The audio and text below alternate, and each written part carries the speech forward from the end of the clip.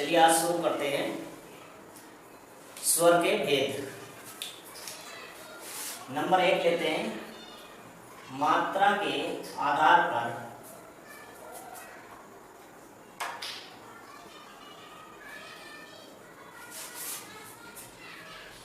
स्वर के भेद। तो मात्रा के आधार पर स्वर के भेद होते हैं दो। आप ये भी कह सकते हैं कि छोटी मात्रा और नंबर 2 बड़ी मात्रा। छोटी मात्रा को कहते हैं हर्ष स्वर और बड़ी मात्रा को कह सकते हैं दीर्घ स्वर। दीर्घ स्वर। हर्ष स्वर या छोटी मात्राओं की संख्या होती है 4 और दीर्घ स्वर की संख्या होती है 7। तो छोटी मात्रा होती है ए, उ, ई और वैसे वैसी। बड़ी मात्राओं में आती है आ,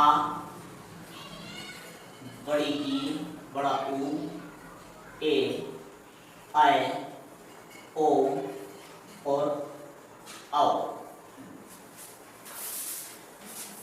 नंबर 2 पर आते हैं उच्चारण के आधार पर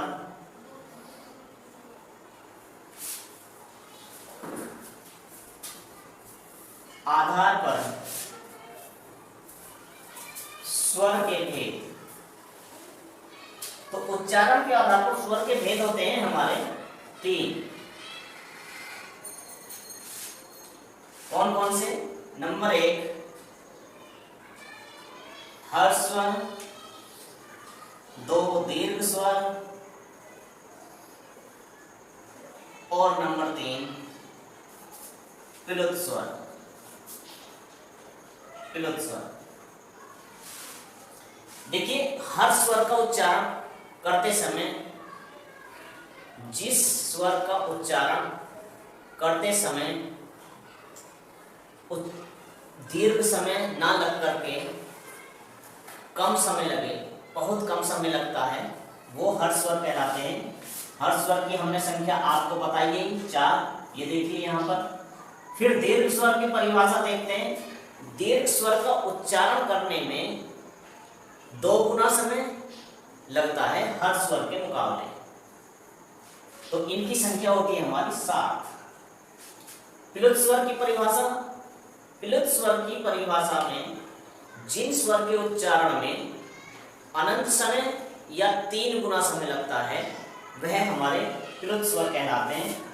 इसकी संख्या होती है 1। तो इस प्लुत स्वर का प्रयोग कहाँ होता है?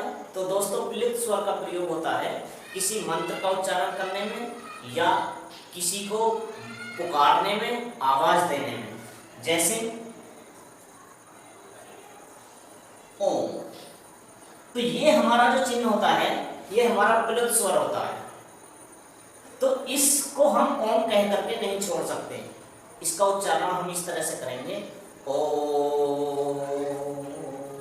जिसकी जितनी कैपेसिटी होती है वो इसका उच्चारण उतना ही ज्यादा देर तक कर सकता है। तो आगे बढ़ते हैं। नंबर 3 जीव के प्रयोग के आधार पर स्वर के भेद। जीव के प्रयोग के आधार पर स्वर के भेद। तो जीव के प्रयोग के आधार पर स्वर के भेद होते हैं हमारे 3। कौन कौन से? नंबर 1 अग्र स्वर,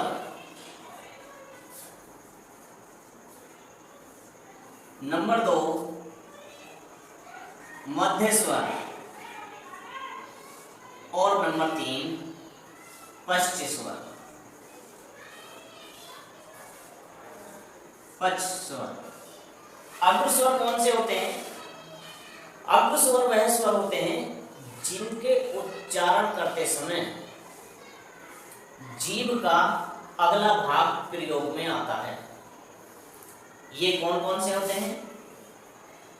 ई, बड़ी ई, ए और आई।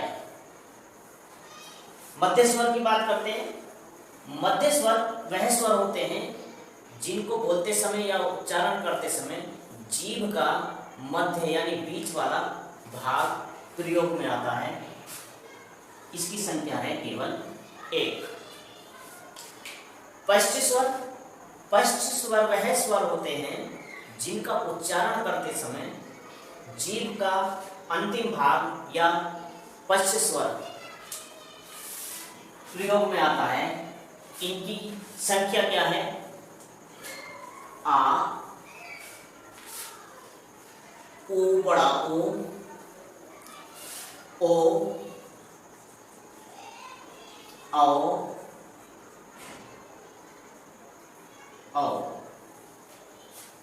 अच्छा, इसके अतिरिक्त एक स्वर आ जाता है जिसको हम आगत स्वर कहते हैं, औ।